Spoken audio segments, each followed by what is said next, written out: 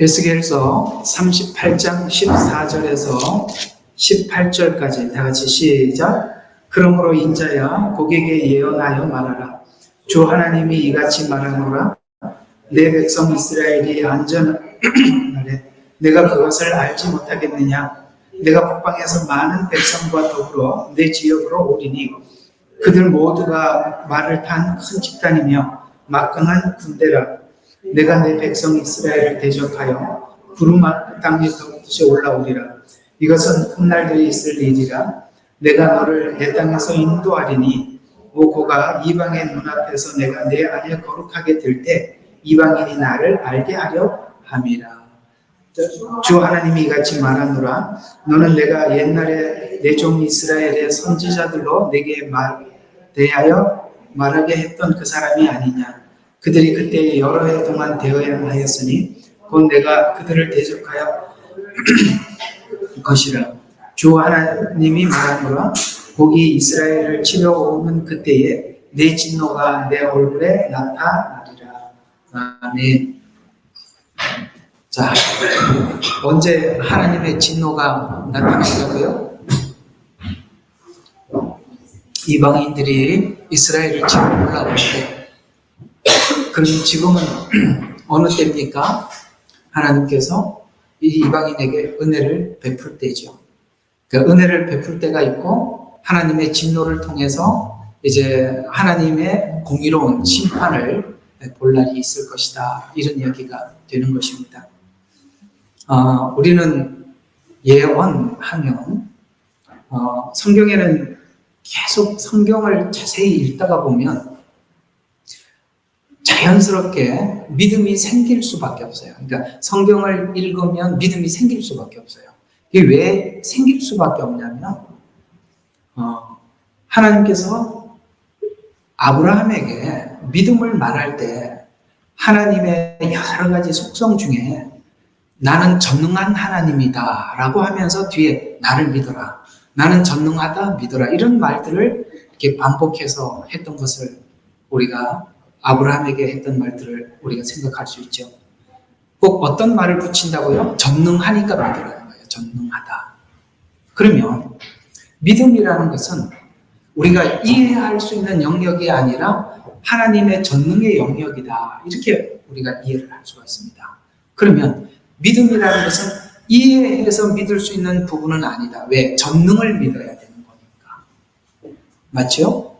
하나님의 전능을 믿어야만이 우리가 하나님을 믿게 되는 것이지 믿음은 분석해서 나타나는 결과는 아니다. 왜? 전능한 걸 믿어야 하니까. 그러니까 그 믿음이 하나님은 믿음을 이야기할 때 창조라고 또 표현을 하죠. 창조는 무에서 유가 만들어진 거니까 유에서 유를 가지고 믿는 것은 이해지 믿음은 아니죠. 있는 걸 가지고 분석해서 이해하는 거니까 유에서 유를 하는 거니까 그건 이해지 믿음은 아니라는 거죠. 근데 하나님은 이렇게 두 가지를 다 사용하고 있어요. 우리에게 믿음을 주기 위해서 유에서 유를 이해하는 것도 사용해서 우리에게 믿음을 주고 그 다음에 유에서 유를 이해하는 걸 가지고 하나님은 어느 쪽으로 가서 우리의 믿음을 주기를 원하느냐면 무에서 유를 창조하신 하나님을 믿게 하려고 유에서 유를 이해시킨단 말이에요. 아이고, 예, 첫 서론부터 아주 복잡하게 됐는데 우리가 믿음이라는 것은 아까 말한 것처럼 우리 이해의 영역이 아니라고 했단 말이죠. 그러면은 분명히 이해의 영역이 아니라면 무에서 유죠. 그러면 이해는 유에서 유죠.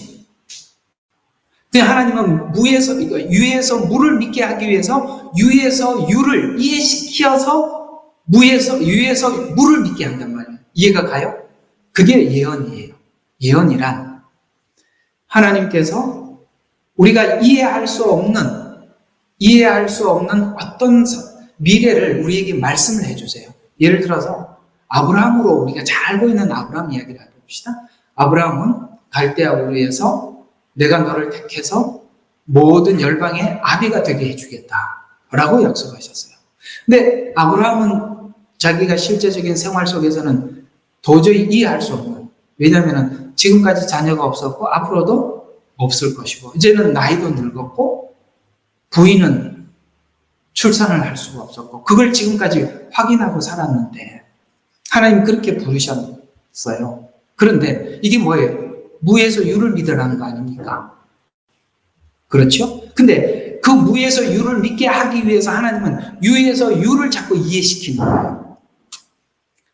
내가 지시하는 땅으로 가라라고 해서 들어가고 난 이후에 하나님께서 계속 아브라함에게 어떤 약속을 하면서 하나님께서 잔잔한 일들을 약속하고 이루는 것을 계속 봐요. 그렇죠?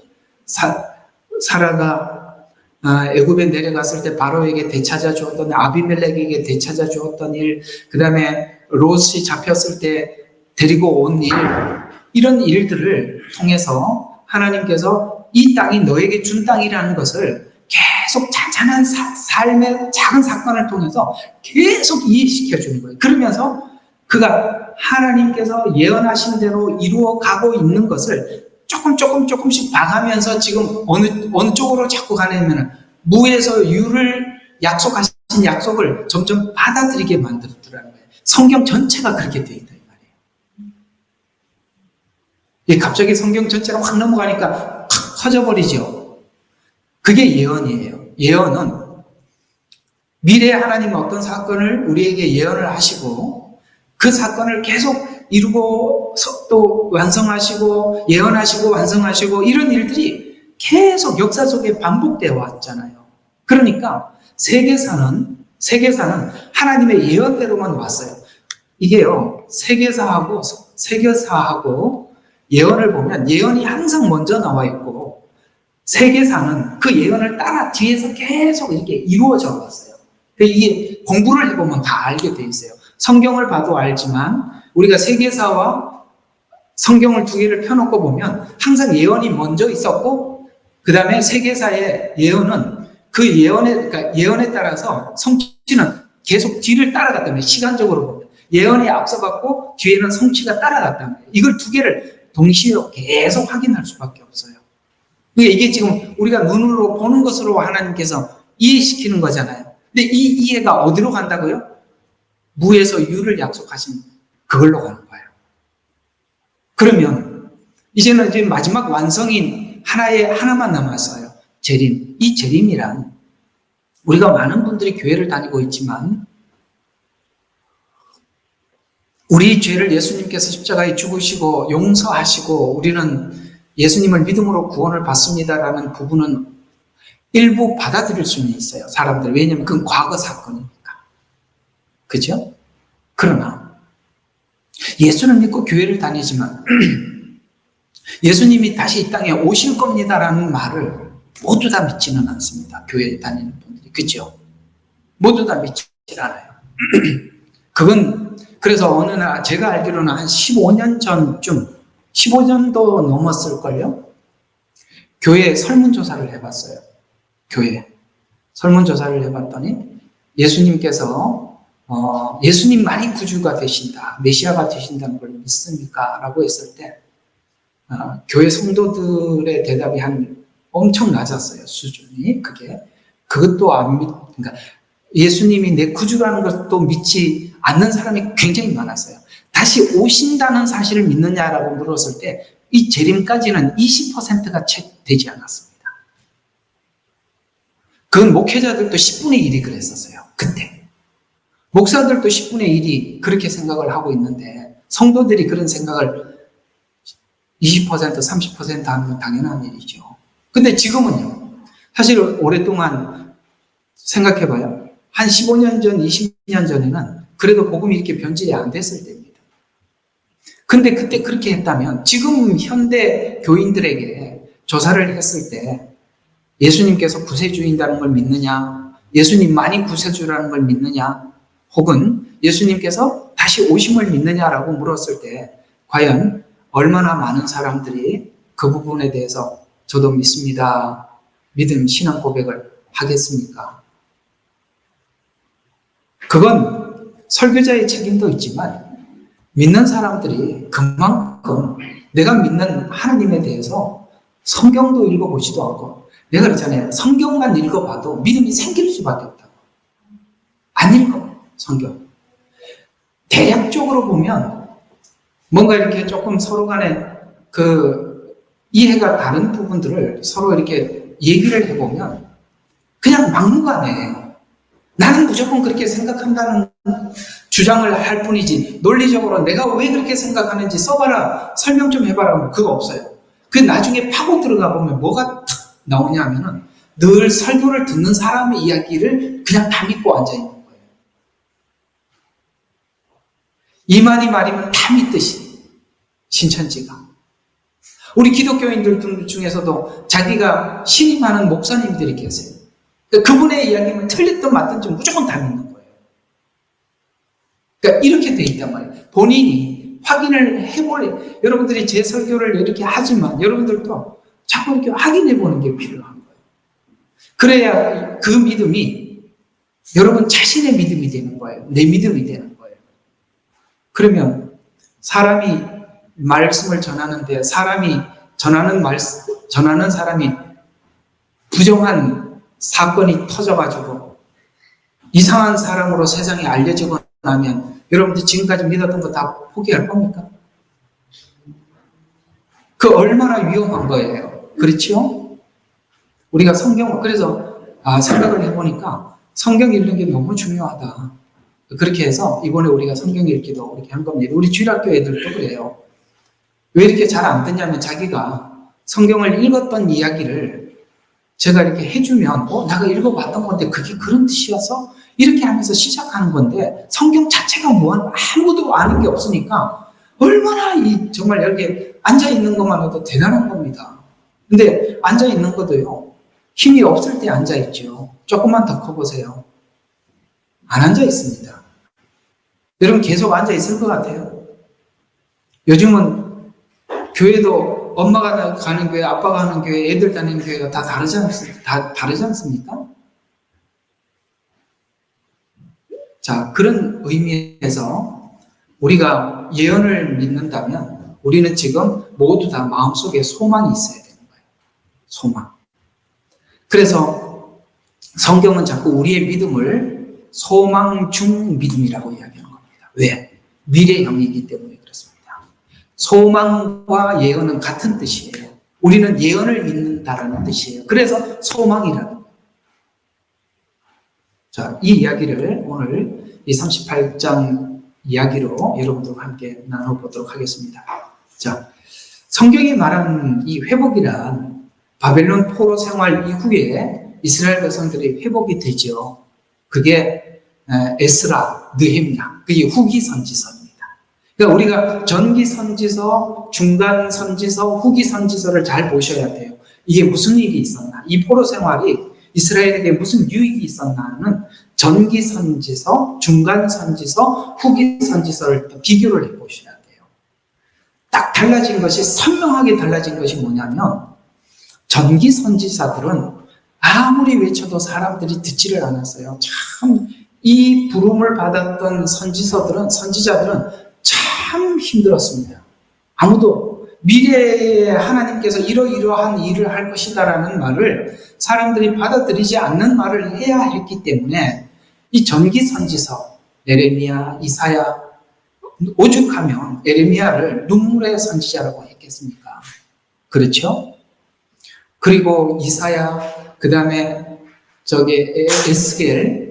에스겔도 사실 초기 그거죠. 그 다음에 이제 초기하고 중간 다 이렇게 포함이 되어 있습니다만 그런 선지서들. 그러니까 중간기는 에스겔, 다니엘 이런 선지서들이 거기 들어가 있다면 후기 선지서 하면은 느헤미야, 에스라 이런 것들이죠. 그러면 보세요. 전기 선지자들은 아무리 외쳐도 듣지를 않았는데 후기 선지서를 보면 이스라엘 백성들이 자진해서 하나님 말씀을 전해달라고 하잖아요. 그리고 그들이 간절한 말씀으로 하나님 말씀을 받을 뿐만 아니라 그들이 하나님의 말씀이 입에 떨어지자마자 뭐합니까? 아멘 아멘 하면서 눈물을 흘리면서 그들이 배고픔도 잊어버리고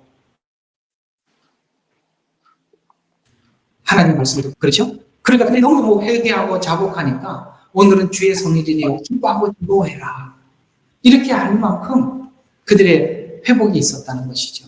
그러니까 결국은 우리는 이 내용 전체를 통해서 어떤 시각을 가져야 되느냐면 하나님께서 바벨론 포로 생활의 목적은 회복이었구나라는 것을 아셔야 되는 것입니다.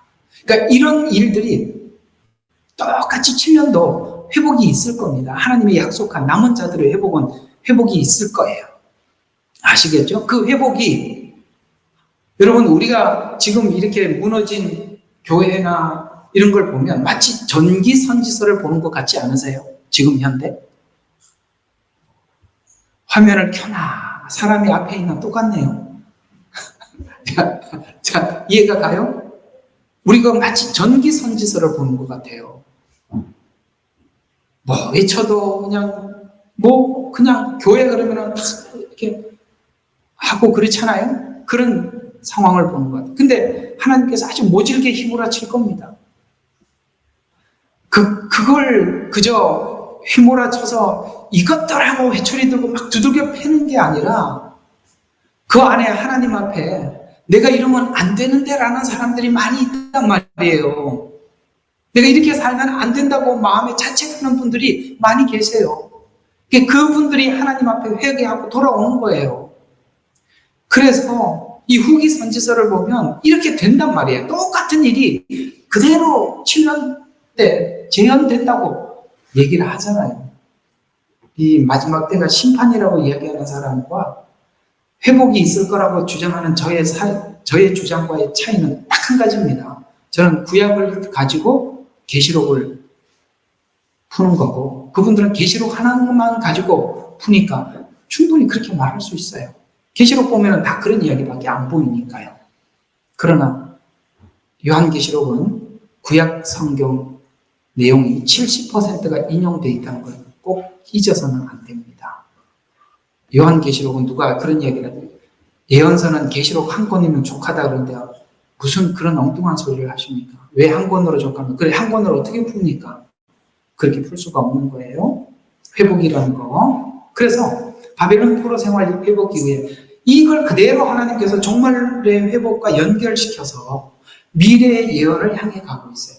이스라엘의 회복은 모든 그 열방의 회복과 깊은 관련이 있고 아시겠어요? 이스라엘의 회복은 열방의 민족들의 회복과 깊은 연관이 있다. 그래서 구약에서는 오늘 여기 보니까 이렇게 할 때 저 용도 금방 한번 눈으로 보고 지나가야 좋겠죠? 오늘 여기 보니까 하나님께서 이런 예언들을 쭉 하시다가 끝에 가서 이렇게 할 때 뭐라고 이야기합니까? 이방들이 내가 여호와인 줄 알리라. 자, 23절 한번 보세요. 내가 이같이 나 자신을 높이고 나 자신을 거룩히 하여 많은 민족들, 이건 이스라엘이 아닙니다. 이방인이죠. 민족들의 눈에 나를 알게 하리니 그들은 내가 주인 줄 알리라. 아시겠습니까? 이걸 우리가 이렇게 생각해요. 그냥 이방인들에게 내가 주인 줄 알게 하리라라는 것을 그냥 하나님께서 심판을 하고 막 두들겨 패고 그냥 불 속에다 집어넣고 이렇게 해서 알게 한다라는 말이 아니라 여러분 이 알게 한다라는 이 말은 그냥 심판을 받아서 안다라는 이야기가 아니라 이렇게 해서 하나님인 줄 알고 주님 앞에 돌아온다. 여러분 그래서 에돔의 회복도 예언되어 있고요. 아시겠어요? 에돔의 회복도 예언되어 있고 에돔이 얼마나 이스라엘에게 원수 같은 사람들이에요. 그 주변에 있는 이스라엘을 괴롭혔던 블레셋도 아시겠어요? 그들이 다 하나님 앞에 심판받아 멸망할 족속이 아니라 하나님께서 이 사건을 통해서 구원받고 돌아온다는 이야기를 이사야서 대선지서들은 그런 이야기들을 계속 구구절절히 하고 있는 거예요. 여기서 그저 다른 많은 민족들이 여호와인 줄 안다라는 말이 심판을 받는다는 이야기가 아니라 다른 데는 회복될 것이다. 그 남은 자들이 돌아올 것이다. 이렇게 설명을 하고 있다는 것을 항상 명심하셔야 돼요. 아시겠어요? 그냥 계시록 한 곳만 보고 인주를 알게 하리라 하나님 그냥 심판으로 끝 이렇게 보지 말라는 거예요.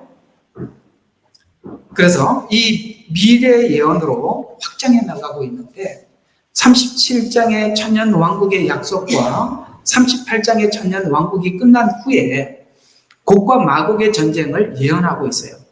이 에스겔서에서는 유브라데 전쟁, 그 다음에 아마겟돈 전쟁, 곡과 마곡의 전쟁을 잘 봐요. 섞어서 설명하고 있는 점도 감안해야 된다는 거예요. 이게 무슨 말이냐면, 제가 언제 한번 보니까 그 사랑침례교회 정동수 목사님, 그분이 곡과 마곡 전쟁에 대해서 이렇게 한 걸 쭉 봤어요.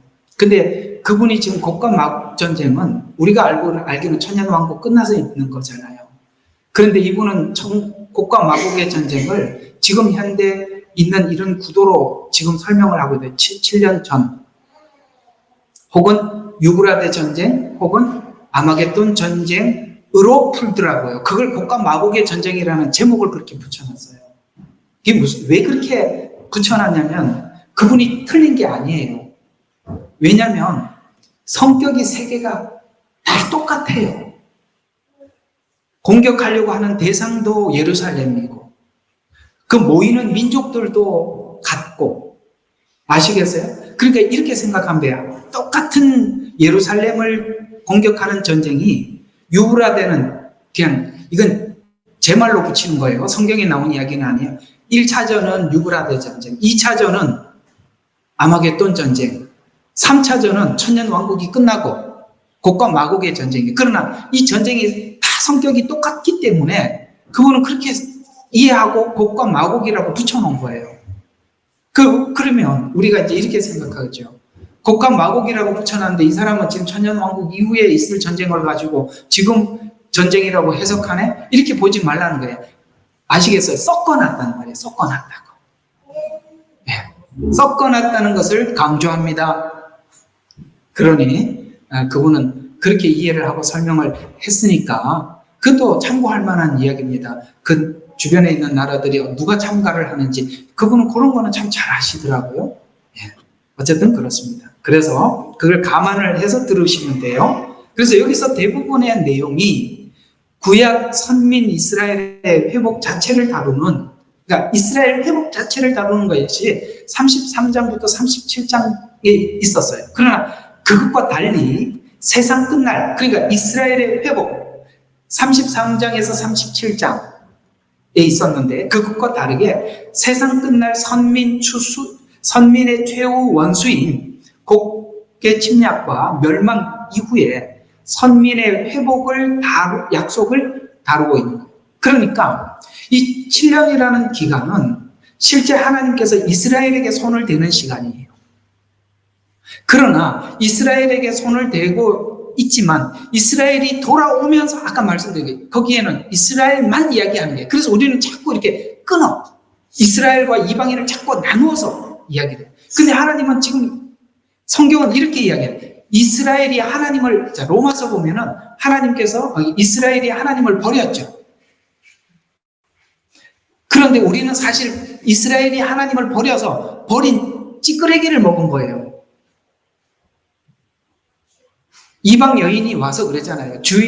개도 주인의 상에서 떨어지는 걸 먹었는데도 이렇게 이방인이 은혜를 받았다면 이렇게 말하잖아요. 받았다면 이스라엘이 회복되었을 때 너희들이 받을 게 얼마나 크겠느냐. 이해가 가요?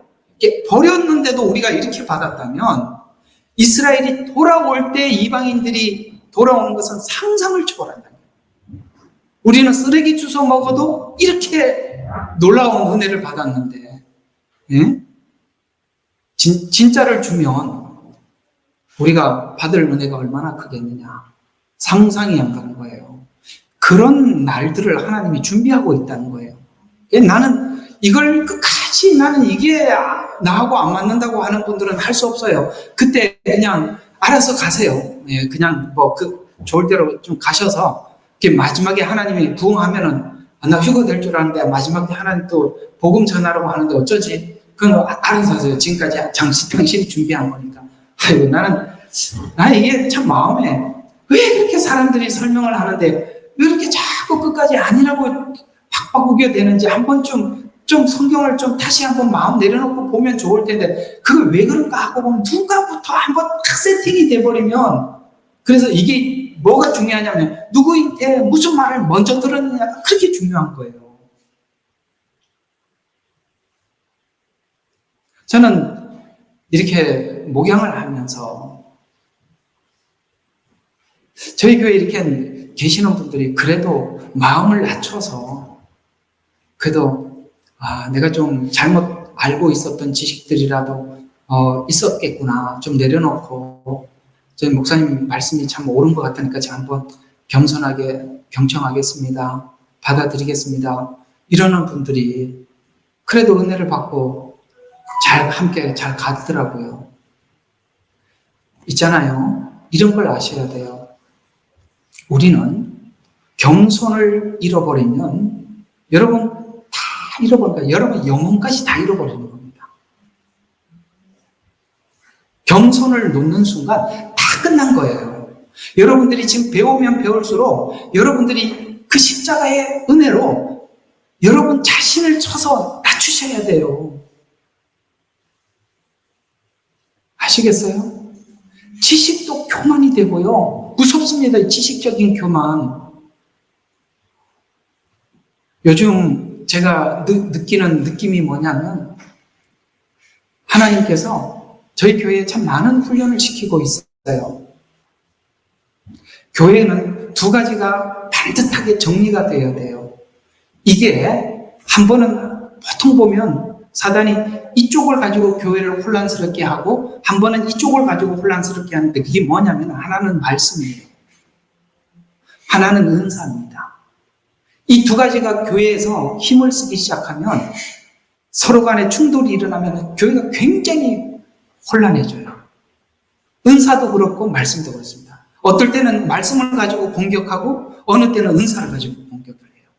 보통 보면은 말씀을 가지고 공격을 할 때는 성도들이 말씀을 받고 아닌 것만 자꾸 찾아요. 설교 중에 아닌 것만 체크를 해놨다가 자기들끼리 이게 아니잖아, 저게 아니잖아 이렇게 말씀이 대적으로 돌아와요. 그걸 우리는 흔히 말씀을 튕겨 나온다라고 이야기를 하는 거예요. 계속 들어가질 않아요. 계속 받아치는 거예요. 이런 분위기가 있을 때가 있어요. 그게 정리가 돼야만이 말씀이 여러분들에게 팍 뽑히는 거예요. 두 번째, 은사를 가지고 공격할 때가 있어요. 본 걸 가지고 먼저 생각하는 거예요. 골로새 교회가 그랬잖아요. 보이는 것 가지고. 그걸 본 걸 가지고 기준을 가지고 성경을 다 푸는 거예요. 그게 누가 보여줬는지 당신이 어떻게 알 거예요? 본 걸 의지하면 계속 사단이 보이는 걸 가지고 주는 거예요. 이 두 가지가 딱 정리가 돼야, 그러니까 우리가 이 두 가지에 대해서 경계를 하지 않으면 어떤 때는 말씀으로 치고 들어오고 어떤 때는 은사로 치고 들어오는 거예요. 그러면은 너무너무 힘든 거예요. 제가 그래서 일주일 동안 아팠어요. 참 힘들어요. 그게 굉장히 어려운 거예요. 그러나 이 두 가지만 우리가 잘 경계하고 막아낼 수 있다면 여러분은 하나님께서 주시는 은혜를 받을 수 있습니다. 말씀도 교만하게 하고요. 은사도 교만하게 하는 거예요. 교만하면 그러잖아요. 우리 영혼까지. 하나님은 다른 거는 몰라도 교만만큼은 하나님 대적하여 싸우십니다. 아시겠죠? 낮아지셔야 해요. 낮아지셔야 해요. 여러분 살려면은 박박 기어야 되는 겁니다. 아시겠어요? 낮은 포복으로 가셔야 돼요. 천국까지. 벌떡벌떡 일어서지 마시고. 우리 집에 닭이 2마리가 있는데 이 닭이 걸어갈 때마다 아시죠? 대가리 먼저 가고 몸 따라가고 대가리 먼저 가고 몸 따라가고. 어쩌면 그렇게 따닥따닥 걸어 다니시는지. 그러면 안 돼요. 자, 어쨌든 봅시다. 그래서 세상 끝날 선민의 최후 원수인 곡의 침략과 멸망 이후에 선민들의 영원한 회복 약속을 다루고 있습니다. 그래서 이 구조를 보면 38장 곡에 대한 예언하기 전에 37장 27절과 28절에 보니까 나의 장막도 그들과 더불어 있으리니 정녕 나는 그들의 하나님이 되고 그들은 나의 성소가 되리라. 나의 성소가 그들 가운데 영원 무궁토록 있을 때에, 자, 이제 성소가 뭐 한다고요? 그들 가운데 영원 무궁토록. 요게 이제 40장부터 45장이에요. 이제 쭉 나올 겁니다. 이게 이제 하늘에서 내려오는 새 예루살렘을 이야기하는 겁니다. 이제 하늘에서 내려오는 새 예루살렘 이야기가요. 40장부터 45장까지 5장이나 하거든요. 5장을 하는데 아마 제 생각에 한 4번 정도 여러분들에게 좀 다뤄드릴 생각입니다. 이게 이제 쭉 내려와요. 근데 우리 하나 어차피 내려온다 그러니까 이 내려오는 이야기 하나 하고 지나갑시다. 자, 그러면 우리가 요한계시록을 보면 사단이 지금 공중에 있죠.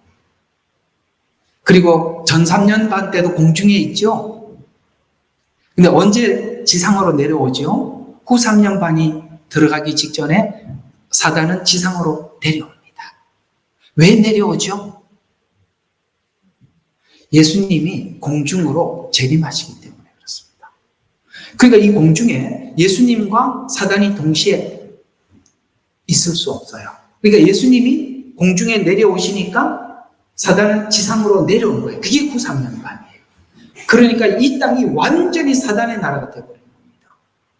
그러면 성경에 보면 예수님께서 공중에 내려오실 때 우리는 공중으로 끌려 올라간다고 했죠. 그래서 중간길을 이야기한 거예요. 저 천국까지 올라가는 게 아니라 공중에 올라간다고요. 아주 사실은 간단한 이야기들이에요. 어쨌든 그렇게 되어 있습니다. 그러면 후 3년 반이 끝나면 예수님 또 지상 재림하잖아요. 그러면 여기 지금 땅에 누가 있었어요? 사단이 지금 통치하고 지배하고 있었죠. 그러니까 어디로 내려가요? 후조갱으로 내려가는 거예요. 이렇게 되는 거예요, 구조가. 천년이 끝나자 끌어올려요. 그 둘이 같이 전쟁하러, 그게 곡과 마곡의 전쟁이에요. 그 전쟁 이후에 영원한 불못으로 던져지는 겁니다. 그때 불신자들, 거짓 선지자들, 마귀, 귀신들 전부 다 그냥 정말 그야말로 쓰레기통으로 다 들어가서 다 태워요. 이렇게 되는 것입니다. 이렇게 그림을 그려 놓으셔야 돼요. 왜 우리가 공중에서 주를 만나게 되리니? 라는 말은 바로 예수님께서 공중 재림하셨을 때 끌려 올라간다 이 말입니다. 자, 그래서 이방인들은 주가 이스라엘의 거룩한 것을 알리라. 이에 이 약속에 이어서 38장 39장이 곡에 대한 예언으로 이어지고 40장은 천년 왕국에 있을 성전 환상으로 넘어갑니다.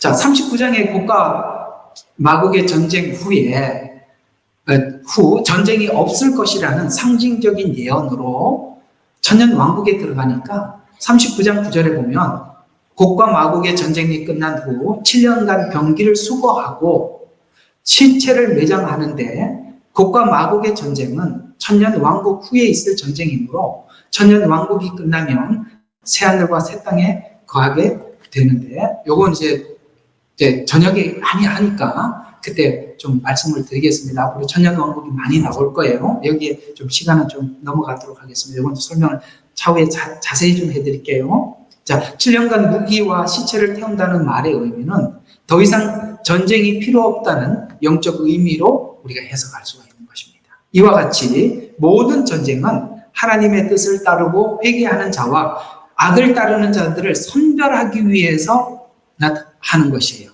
아시겠어요? 전쟁은 이쪽 편에 설 것인가 저쪽 편에 설 것인가 우리가 분명히 의사표현을 해야 되는 거지요. 그렇죠? 요즘 이제 여러분 미국의 대학가에 유대인들에 대해서 반유대에 대한 시위가 전국적으로 확산하는데 지금 현재 경찰력이 진짜 이 정도로 진압하지 않으면 안 될 정도로 그 시위 강도가 높다는 거예요. 근데 이것이 어느 지역을 이렇게 커버한다고 될 수 있는 게 아니라 이게 확장되잖아요. 여러분 지금 우리 호주를 위해서 기도해야 되는 부분은 같은 백인이라는 걸 잊어서는 안 됩니다. 같은 그들도 우리도 이 땅에 있는 분들이. 근데 여기도 반유대주의가 굉장한 곳입니다.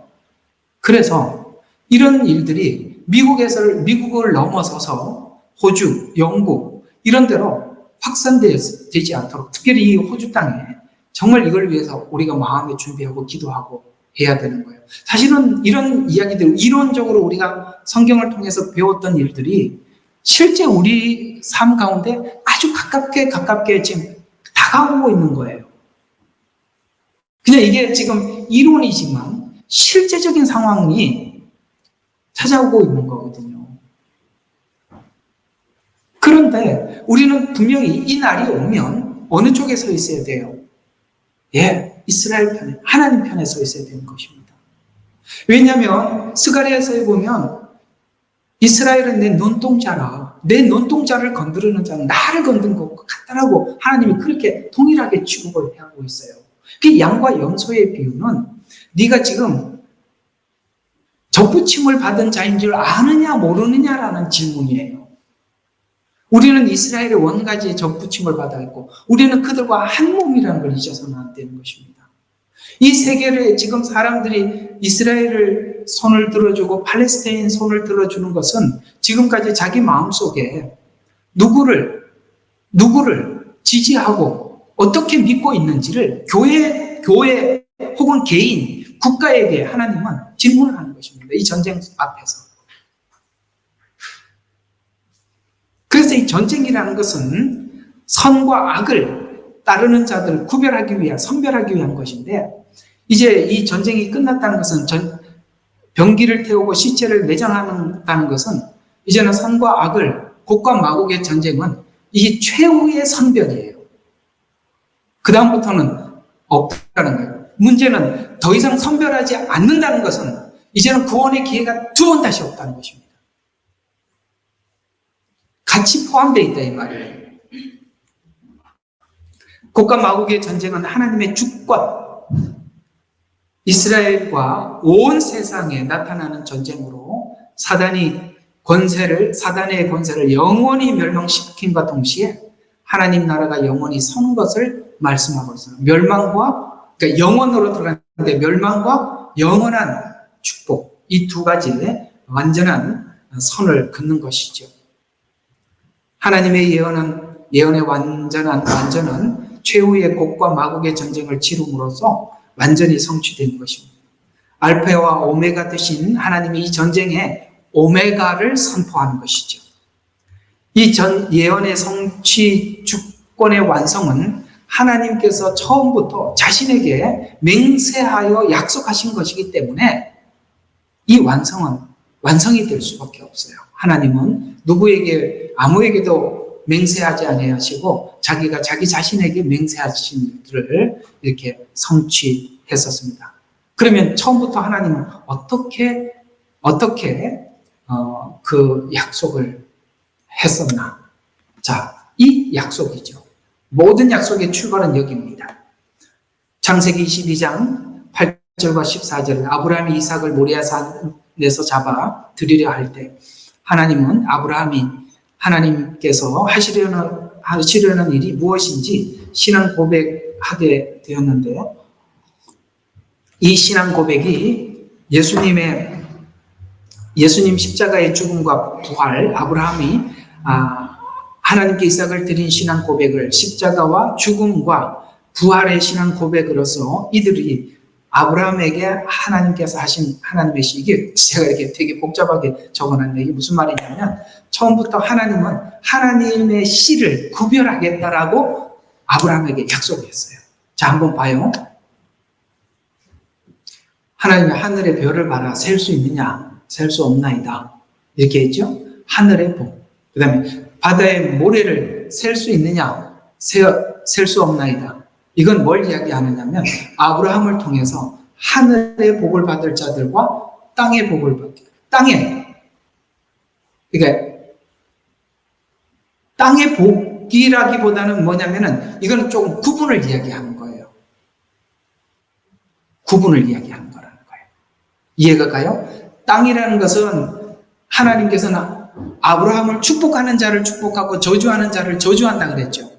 그러면 축복하는 자가 축복받은 것은 하늘의 별의 축복이 되는 것이고, 아브라함을 저주하는 자들의 저주는 땅의 모래처럼 그렇게 나눔이 있다는 거예요. 그러면 우리가 막연하게 하나님 아브라함을 축복합니다, 이스라엘을 축복합니다 라고 해서 복을 받는 것이 아니라, 이 말의 뜻이 굉장히 중요한 건데, 그게 뭐냐면 나는 이 영혼들을 구원하되 아브라함을 구원하는 방식으로 구원하겠다.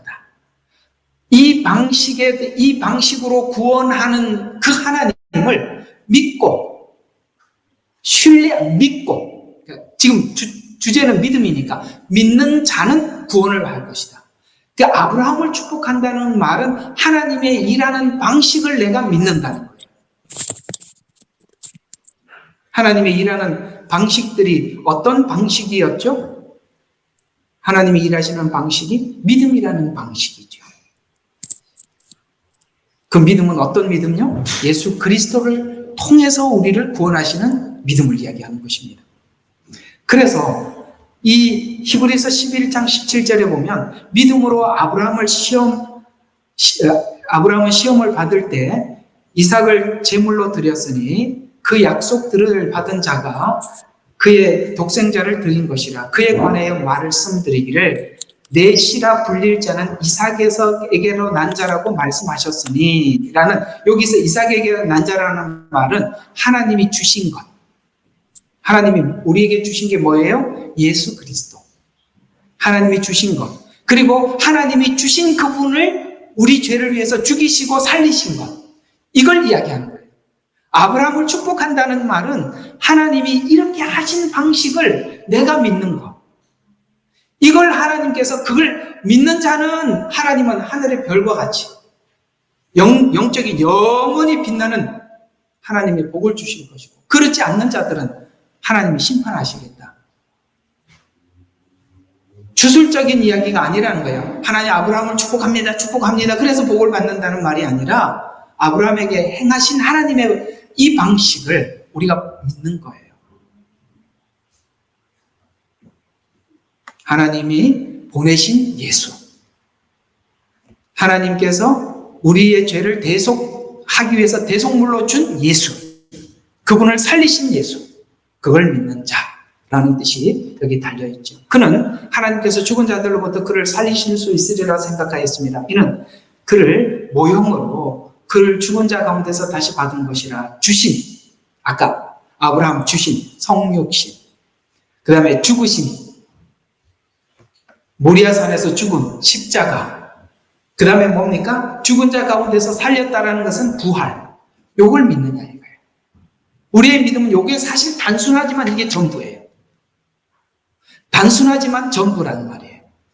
여기에 어떤 것도 덧붙이기 위해서 사단은 뭔가를 자꾸 첨가를 하거나 빼거나, 주신 분이 예수님만 아니라 다른 분도 주셨다라는 종교다원으로 간다든가, 아니면은 십자가, 그분의 모든 죄를 대속했다라고 하는데 우리가 율법을 지켜서도 우리의 죄를 대속할 수 있다라고 또 만든다. 이게 전부 다 각색해서 만든 가짜들이라 이 말이에요. 아시겠어요? 예. 부활까지도 요새 각색하죠. 마리아도 이제 마리아 부활설도 나오잖아요. 그럼 벌써 나왔죠. 좀 있으면 마리아도 승천한답니다. 이런 각색들은 전부 다 이걸 하는 거예요. 그래서 성경은 자꾸 이렇게 얘기를 하는 거예요. 내가 너에게 전한 이 단순한 복음에서 떠나지 마라. 복음은 단순해. 근데 이 너무나도 단순하기 때문에 봐봐요. 믿어야 돼. 이 단순한 거는요, 믿을 수밖에 없어요. 이해가 안 되는, 말이 안 되는 이야기들이잖아요. 단순한. 그래서 공부를 많이 하면 참 이 복음을 믿기가 너무 힘들어요. 제가 처음에 여기 왔을 때 리드컴에서 이제 공원에서 운동을 하러 갔는데, 우리가 어떤 한 50대쯤 되시는 남자분이 계셔서 복음을 전했어요. 한국 분이시에요. 복음을 전했더니 자기가 얼마나 성경을 연구했는지, 자기 집에 주석이 얼마나 많은지를 자랑하시면서 목사들이 다 바보라는 거예요. 자기는 주석을 다 냈대. 그러면서 쭉 설명하는데 기가 막혀요. 어디부터 손을 대야 될지 막연해서 쭉 저런 분들 누가 손을 댈 수 있을까? 머리가 너무 비상해서 단순한 걸 못 받아들이는 거예요. 단순한 걸 얼마나 쪼개놨는지 단순한 걸 그냥 가지고 있으면 돼요. 그걸 왜 쪼개? 왜 쪼개서 얼마나 복잡하게 설명을 하는지 속으로 주여 저런 분 제발 우리 교회 보내지 마세요. 내가 머리가 금방 하얘질 것 같아요. 뭔 설명을 해도 그 사람은 끊임없이 반복만 할걸요. 왜? 주석을 다 봤거든요. 똑똑해서. 네? 그래서 참 성경이 그렇게 야 너희들 서로 이렇게 봐라. 너희 중에 돈 많은 사람이 많지 않고 문벌 많은 사람이 많지 않냐고. 그죠? 머리 좋은 사람도 많지 않고 우리는 단순한 사람들끼리 모여 있어요. 우리는 복잡한 우리의 머리를 단순하게 만들었답니다. 그래서 이삭은 죽은 자 가운데서 다시 살아난 자입니다. 그래서 이삭을 드릴 수 있었다는 말은 이삭이 그렇게 출생한 것처럼 하나님께서 성령으로 잉태하신 예수 그리스도를 통해 우리 죄를 위해서 아들이 십자가에 죽으시고 하나님이 다시 살리신 것처럼 십자가의 은혜의 복음을 믿는 자들을 그의 씨라라고 이렇게 딱 고정을 시켰단 말이에요. 그걸 믿는 사람들은 그의 씨라. 혈통으로나 육정으로나 사람의 뜻으로 나지 아니하고 오직 뭡니까? 하나님의 뜻으로 난 자가 거듭났다라고 합니다. 그래서 이 일을 하나님은 준비하셨다 하여 이삭을 이야기할 때 하나님께 드리라고 했을 때 아브라함이 뭐라고 신앙 고백했어요? 여호와 이레라고 고백합니다. 하나님이 하나님의 산에서 준비해놨을 것이다. 하나님이 준비했다는 걸 믿는다는 거예요. 내가 뭘 하는 게 아니라 하나님이 준비해놨다. 예수님을 준비해놨어요. 다시 오심도 예수님이 준비해놨단 말이에요. 그래서 그 준비한 이삭, 야곱 그리고 이스라엘을 통해서 하나님 그 루트를 통해서 그렇게 준비하시고 마지막 시간표도 이스라엘을 통해서 세계에 알리고 계시고 다 그렇게 하고 하나님은 그 이스라엘을 통해서 그 모든 세상 사람들이 거기 보고 집중해서 하나님의 시간을 보라라고 말씀하셨어요. 하나님의 약속을 믿는 아브라함의 신앙 고백이 약속을 믿는 믿음의 사람들은 아브라함에게 주신 약속과 은혜를 받은 사람들입니다.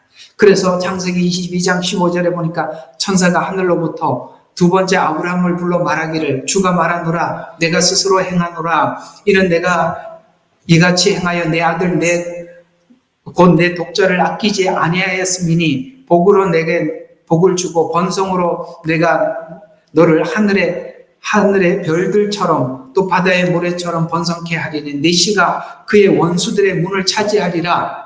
뭡니까? 초림이라는 거예요. 예수님의 그 아브라함의 후손을 통해서 예수님이 이 땅에 오셔서 처음부터 말씀하셨던 내가 사단의 머리를 밟아버리겠다고 말씀하신 대로 아브라함의 후손을 통해서 사망의 권세를 깨트리고 부활로 우리에게 소망을 주실 그분을 그렇게 설명을 했다는 거예요. 원수들의 문을 차지하시리로다.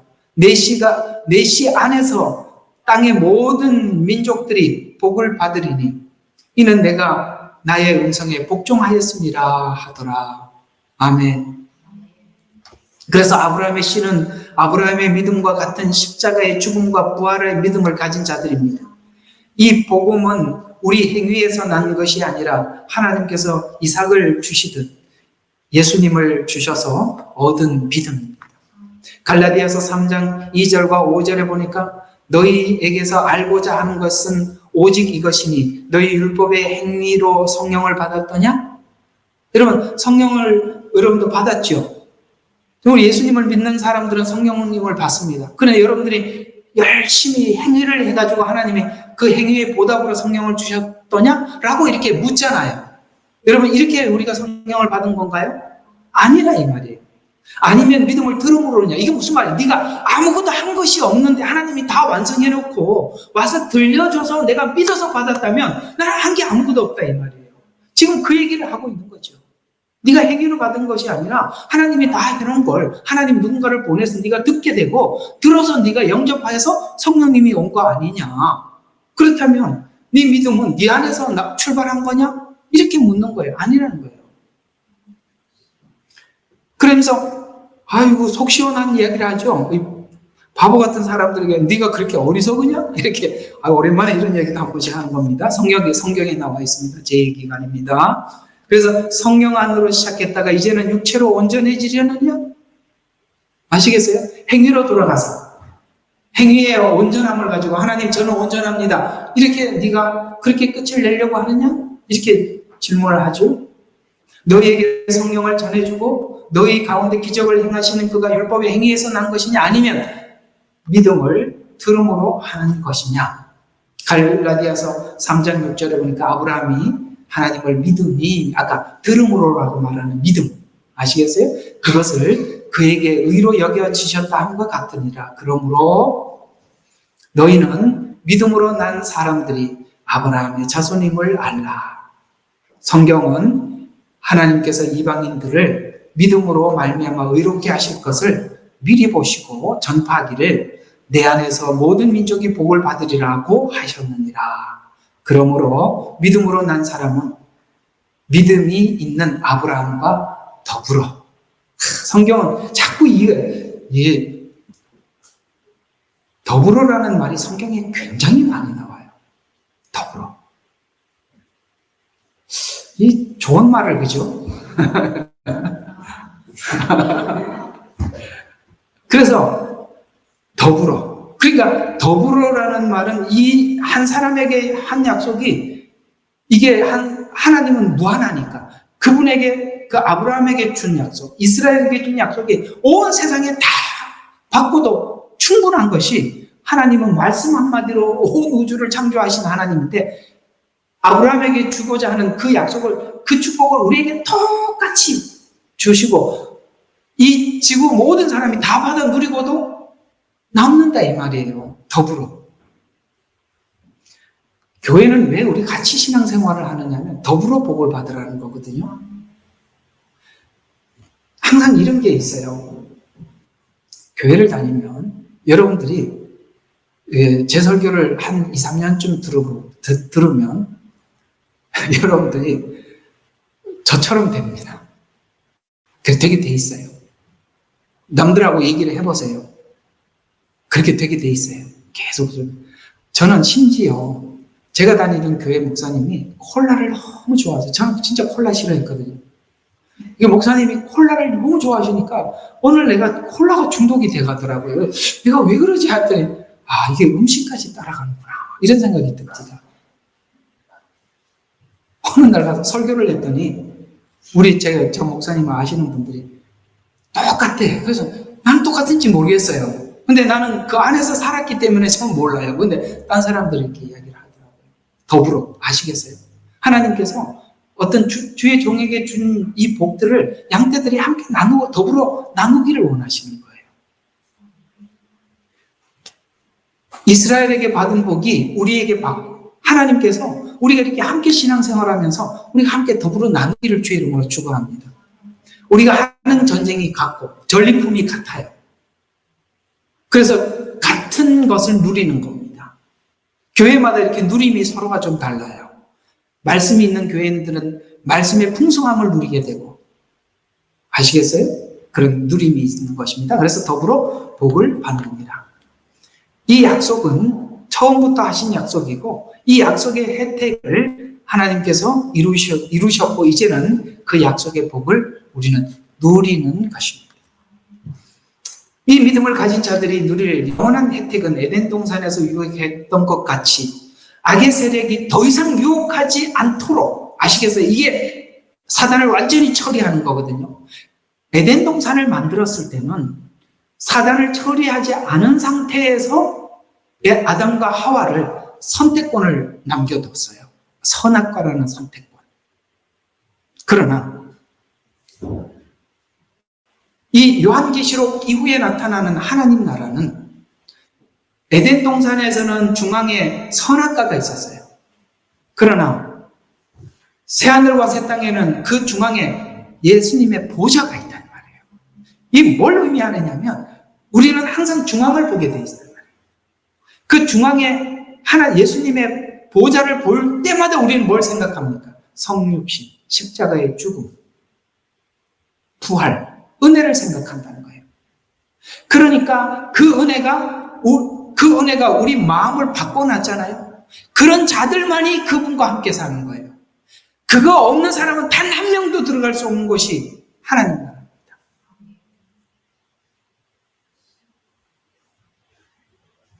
그래서 하나님이 그렇게 하신 거예요. 우리 마음을 바꿔놓고. 그러니까 성경 속에서 보고 있는 이 자유의지라는 것은 신비한 겁니다. 하나님의 절대 주권만큼이나 하나님께서 우리에게 준 자유의지를 소중히 여겨주십니다. 털끝도 안 건드려요. 너무 신비로운 부분이에요. 자유의지는 우리가 신학적으로 나눌 수 있는 게 절대 아닙니다. 하나님이 이 자유의지를 어디까지 권리를 주셨냐면 하나님의 말씀을 거부할 수 있는 데까지 준 겁니다. 대단하지 않아요? 하나님의 말씀을 내가 거부할 수 있는 데까지 준 자유의지예요. 권리예요. 그러나 이 자유의지는 우리가 하나님을 마음을 다하고 뜻을 다하고 성품을 다해서 섬기게 만드는 자유의지예요. 그것이 자유의지가 하나님을 반항하게도 하지만 하나님 앞에 우리 모든 걸 다 드릴 수도 있고, 그러나 이 모든 것을 드릴 수 있는 사람들은 십자가의 은혜가 아니고는 절대 이것이 갈 수가 없어요. 한 발짝도 움직일 수 없는 것입니다.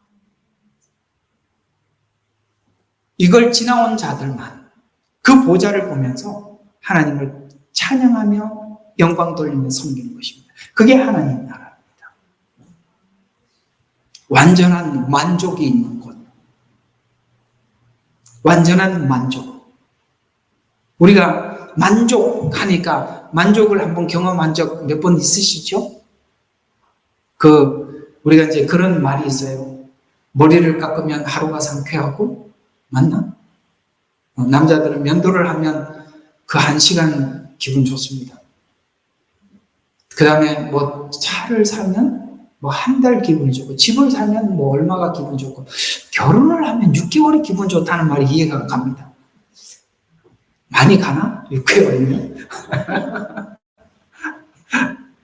6개월 뒤에부터, 네. 더 이야기 안 해야 좋겠죠? 자, 그래서 이 예언은 미래에 대한 예언으로서 사단과의 전쟁에서 완전한 승리, 영원한 나라의 안식으로 약속되어 있습니다. 성도들의 구원은 이 나라를 믿는 믿음 안에서 소망의 믿음으로 우리 안에 있는 것이죠. 우리 믿음은 소망으로 남아있어요. 곡과 마곡의 전쟁은 사단의 세력이 영원히 매장되는 전쟁이고, 이 날을 성도는 이 날의 약속을 기다리고 그 날을 소망 가운데 우리는 기다리고 있는 것입니다. 신자의 믿음은 이 날을 향해 가고 있기에 로마서 8장 24절과 25절에 보니까 구원을 전부 설명하는 최후에 이렇게 해요. 이는 우리가 소망을 인하여 구원을 받았습니다. 그래서 구원을 소망으로 하는 겁니다. 미래이기 때문에. 그래서 보이는 소망은 소망. 이게 보이는 건 소망이 아니라는 거죠. 사람이 보는 것을 왜 바라리요? 그러나 만일 우리가 보지 못하는 것을 바란다면 지금 뭡니까? 그 소망을 얻기 위해서 인내로 기다릴지니라. 마지막 곡과 마곡의 전쟁, 그날에는 악과 사단의 세력이 전멸하는 날입니다. 에스겔서 38장 14절과 16절에 보면 인자야 곡에게 예언하여 말하라. 주 하나님이 이같이 말하노라. 내 백성 이스라엘이 안전하게 거하는 날에 내가 그것을 알지 못하겠느냐? 내가 북방에서부터 많은 백성이 더불어 내 지역으로 오리니 그들 모두가 말을 탄 큰 집단이며 막강한 군대라. 내가 내 백성 이스라엘을 대적하여 구름이 땅을 덮듯이 올라오리라. 정말 많은 사람들이 이 마지막 때 올라온다는 거예요. 근데 이게 전 정말 이 부분을 보고 한참 생각을 해봤어요. 1000년 동안 하나님의 그 선한 통치를 맛보고도 사단이 올라오니까 이렇게 많은 사람들이 구름같이 모여서 온다는 것은 육체로 들어간 사람들, 후손들, 아시겠어요? 그들이 이 전쟁에 참여한다는 거거든요. 그러니까 하나님은 또 마지막까지 우리에게 기회를 주지만 이렇게 많이 모인다는 것을 보면서 야, 하나님 예수님의 선한 통치가 있을 때는 이것이 드러나지 않다가 사단이 무저갱에서 풀어나니까 자기 본성을 그대로 드러내는 것이 이 전쟁에 참여하는 거잖아요. 그래서 참 이게 아이러니한 부분이기도 해요. 그래서 저는 이렇게 생각합니다. 예수님의 선한 통치를 맛보더라도 예수님의 그 십자가의 은혜를 모르면 아무리 선한 통치를 맛보아도 그냥 예수님은 선한 분에 불과할 뿐이지 인간의 본성은 통치로 바뀌어지는 것이 아니라 은혜만이 바꿀 수 있다는 것을 다시 한번 봤어요. 참 많은 생각을 했어요. 왜 이렇게 하면서도 이럴까? 이런 생각을 한번 해본 적이 있습니다. 내가 너를 내 땅으로 인도하리니 오고가 이방인 눈앞에서 내가 내 안에서 거룩하게 될 때 이방이 너를 알게 하리라. 아까 말씀드렸죠. 이방이 너를 알게 하는 것. 이게 전쟁의 목적이다. 그래서 곡과 마곡의 전쟁의 마침은 하나님께서 완전 종결시킵니다. 에스겔서 38장 18절과 20절에 보니까 주 하나님이 말하노라 곡이 이스라엘 땅을 치려오는 그때에 내가 진노가 내 얼굴에 나타나리라.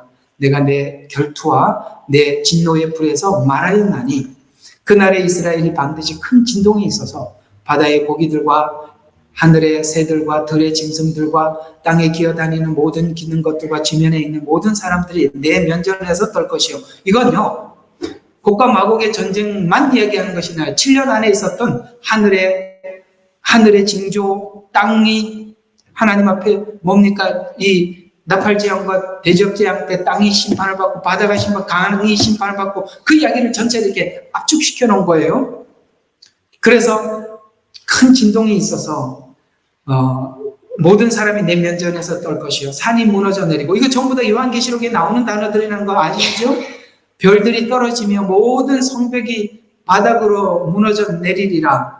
에스겔서 38장 23절 그러니까 내가 내 자신을 높이고 나 자신을 거룩해 하여 많은 민족들의 눈에 나를 알게 하리니 그들은 내가 주인 줄을 알리라. 하나님의 백성은 일시적인 사단의 공격을 받지만 보호를 받는다는 것입니다.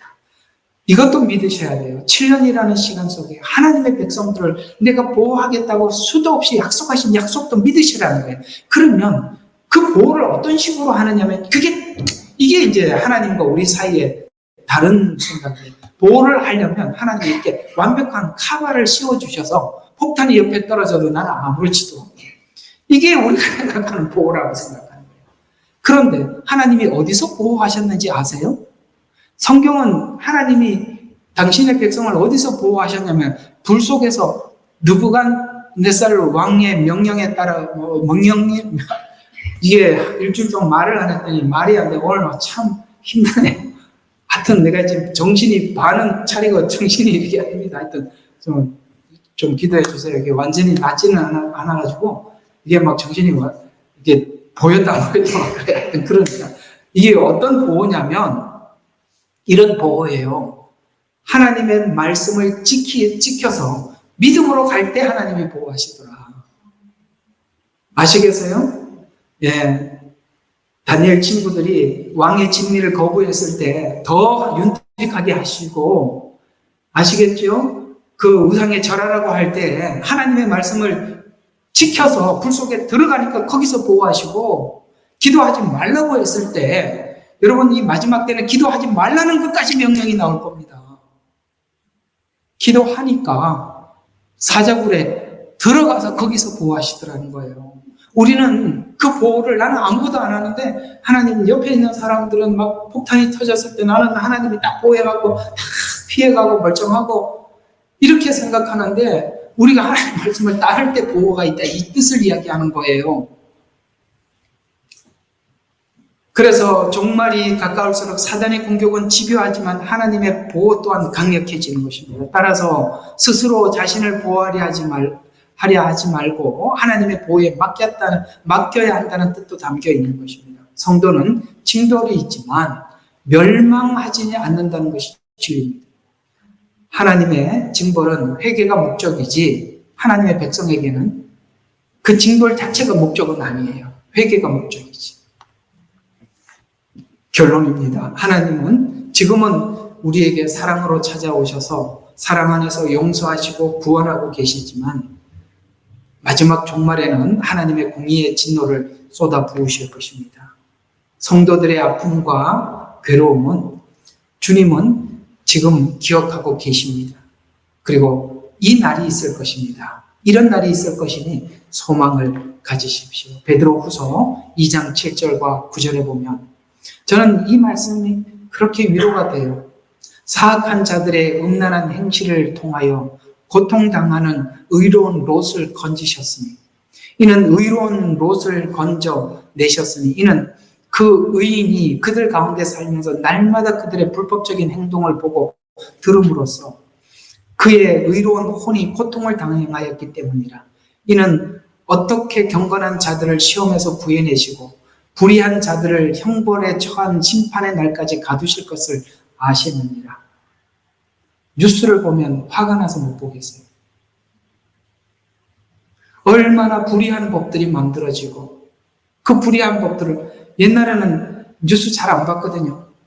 이게 이제 책임 있는 세대가 되니까 이게 혼자 잘해서 되는 게 아니라는 걸 이제 평생 배웠잖아요. 후세인 여러분들이 안전하고 평안한 곳에서 살려면 세상이 얼마나 이렇게 정의롭고 공의로워야 하는지 많이 배웠어요. 불의가 사람을 어떻게 만드는지 보았으니까.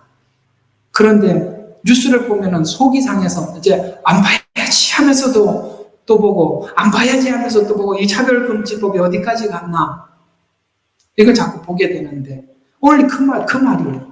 우리가 어떻게 매일 그걸 듣고 롯이 여기서 이 정도 된 이 성에서 살면서 얼마나 고통을 당했는지 이 성을 심판한 것이 이 성의 죄가 찾기도 했지만 그걸 거기서 고통당하는 롯을 건져내려고 하나님이 심판하셨다는 거예요. 위로가 되지 않으세요? 나는 이게 그렇게 위로가 돼요.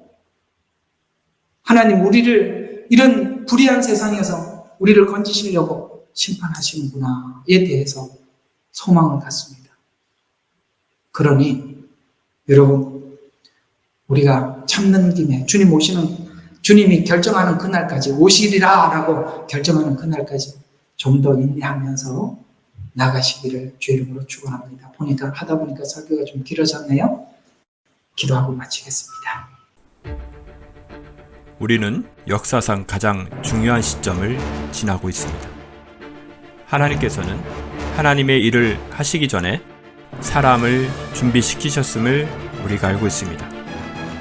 하나님 말씀은 마지막 때에 대추수, 대부흥의 때가 있다고 분명히 예언하고 있습니다. 아멘.